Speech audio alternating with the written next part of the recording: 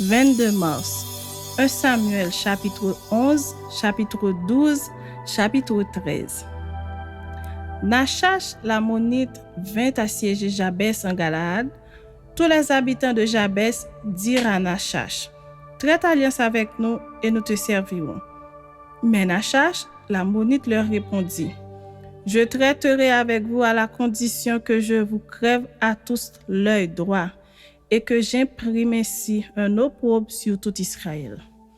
Les anciens de Jabès lui dirent: Accorde-nous une trêve de 7 jours, afin que nous envoyions des messagers dans tout le territoire d'Israël, et s'il n'y a personne qui nous secourt, nous nous rendrons à toi. Les messagers arrivèrent à Gibéa de Saül et dirent ces choses aux oreilles du peuple. Et tout le peuple éleva la voix et pleura. Et voici Saül revenait des champs, derrière ses bœufs, et il dit: Qu'a donc le peuple pour pleurer? On lui raconta ce qu'avaient dit ceux de Jabès. Dès que Saül eut entendu ces choses, il fut saisi par l'Esprit de Dieu et sa colère s'enflamma fortement. Il prit une paire de bœufs et les coupa en morceaux, qu'il envoya par les messagers dans tout le territoire d'Israël en disant: Quiconque ne marchera pas à la suite de Saül et de Samuel aura ses bœufs traités de la même manière. La terreur de l'Éternel s'empara du peuple qui se mit en marche comme un seul homme. Saül en fit la revue à Bézek. Les enfants d'Israël étaient 300 000 et les hommes de Juda 30 000. Il dit aux messagers qui étaient venus: Vous parlerez ainsi aux habitants de Jabès en Galaad. Demain, vous aurez du secours. Quand le soleil sera dans sa chaleur, les messagers portèrent cette nouvelle à ceux de Jabès, qui furent remplis de joie, et qui dirent aux Ammonites: Demain, nous nous rendrons à vous, et vous nous traiterez comme bon vous semblera. Le lendemain, Saül divisa le peuple en 3 corps. Ils pénétrèrent dans le camp des Ammonites à la veille du matin, et ils les battirent jusqu'à la chaleur du jour. Ceux qui échappèrent furent dispersés, et il n'en resta pas 2 ensemble. Le peuple dit à Samuel: Qui est-ce qui disait: Saül régnera-t-il sur nous? Livrez ces gens et nous les ferons mourir. Mais Saül dit: Personne ne sera mis à mort en ce jour, car aujourd'hui l'Éternel a opéré une délivrance en Israël.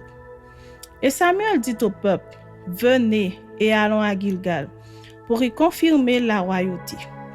Tout le peuple se rendit à Gilgal, et ils établirent Saül pour roi devant l'Éternel à Gilgal. Là, ils offrirent des sacrifices d'action de grâce devant l'Éternel, et là, Saül et tous les hommes d'Israël se livrèrent à de grandes réjouissances. Chapitre 12.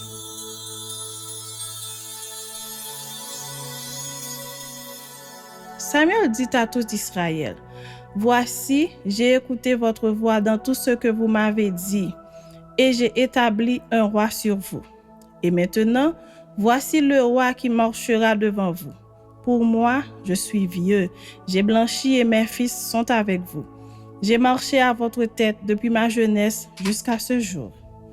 Me voici, rendez témoignage contre moi en présence de l'Éternel et en présence de son roi. De qui ai-je pris le bœuf et de qui ai-je pris l'âne? Qui ai-je opprimé et qui ai-je traité durement? De qui ai-je reçu un présent pour fermer les yeux sur lui? Je vous le rendrai. Ils répondirent: Tu ne nous as point opprimés, et tu ne nous as point traités durement, et tu n'as rien reçu de la main de personne. Il leur dit encore: L'Éternel est témoin contre vous, et son roi est témoin en ce jour, que vous n'avez rien trouvé dans mes mains. Et ils répondirent: Ils en sont témoins. Alors Samuel dit au peuple: C'est l'Éternel qui a établi Moïse et Aaron, et qui a fait monter vos pères du pays d'Égypte. Maintenant, présentez-vous, et je vous jugerai devant l'Éternel sur tous les bienfaits que l'Éternel vous a accordés à vous et à vos pères.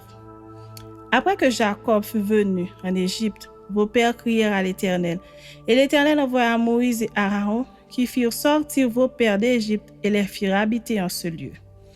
Mais ils oublièrent l'Éternel leur Dieu, et il les vendit entre les mains de Sisera, chef de l'armée de Hatzor, entre les mains des Philistins et entre les mains du roi de Moab, qui leur firent la guerre. Ils crièrent encore à l'Éternel et dirent: Nous avons péché car nous avons abandonné l'Éternel et nous avons servi les Baals et les Astartés.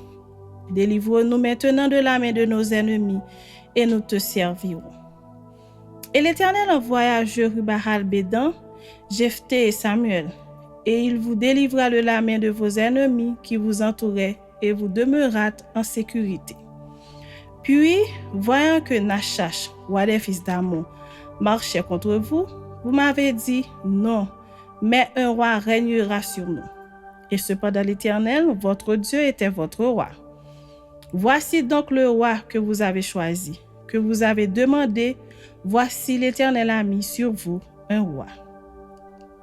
Si vous craignez l'Éternel, si vous le servez, si vous obéissez à sa voix, et si vous n'êtes point rebelle à la parole de l'Éternel, vous vous attacherez à l'Éternel, votre Dieu, vous et le roi qui règne sur vous.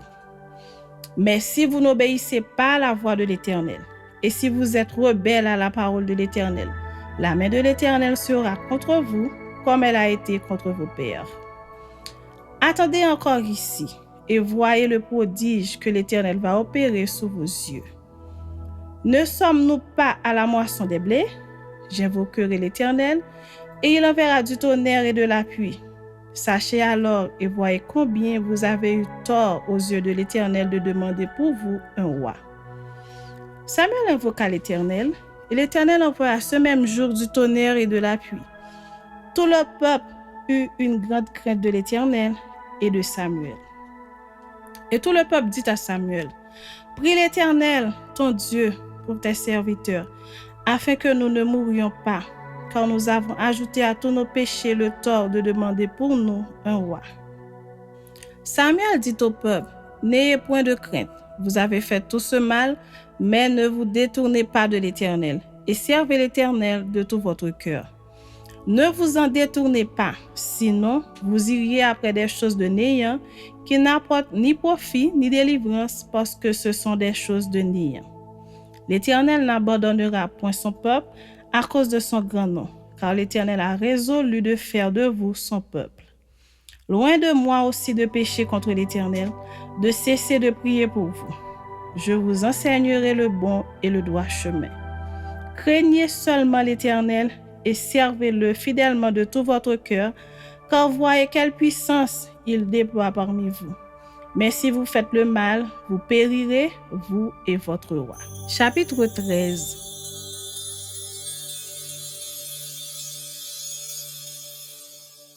Saül était âgé de 1 lorsqu'il devint roi, et il avait déjà régné 2 ans sur Israël.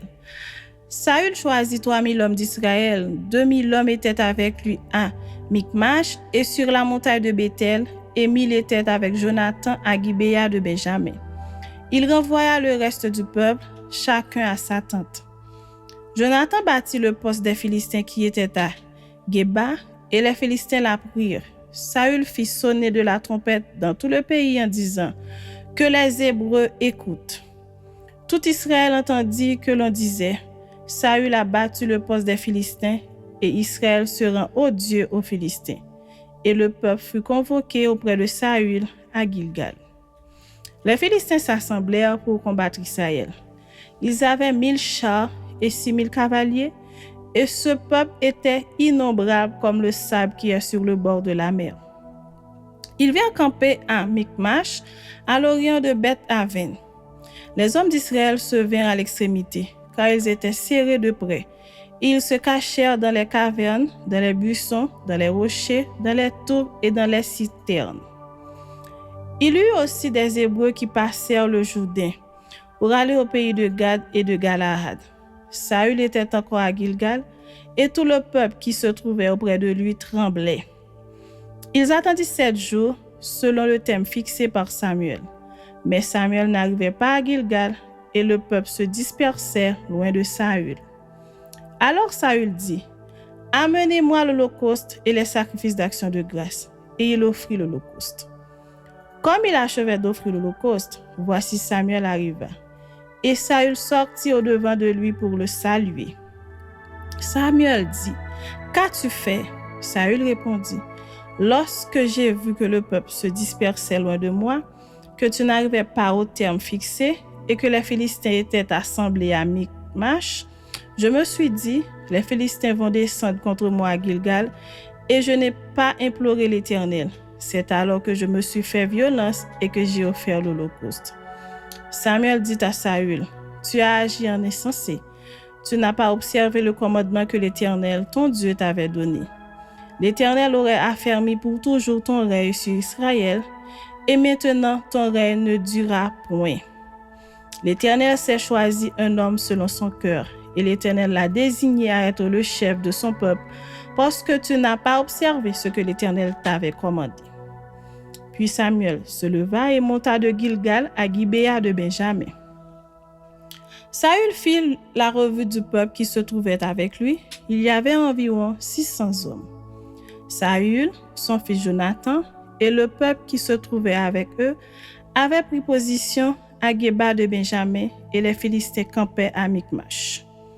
Il sortit du camp des Philistins 3 corps pour ravager. L'un prit le chemin d'Ophra vers le pays de Shual, l'autre prit le chemin de Beth-Horon et le troisième prit le chemin de la frontière qui regarde la vallée de Séboïm du côté du désert.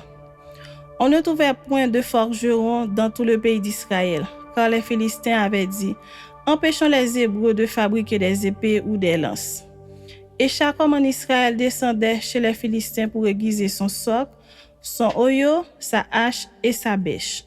Quand le tranchant des bêches, des oyaux, des tridents et des haches était émoussé, et pour redresser les aiguillons, il arriva qu'au jour du combat, il ne se trouvait ni épée ni lance entre les mains de tout le peuple qui était avec Saül et Jonathan.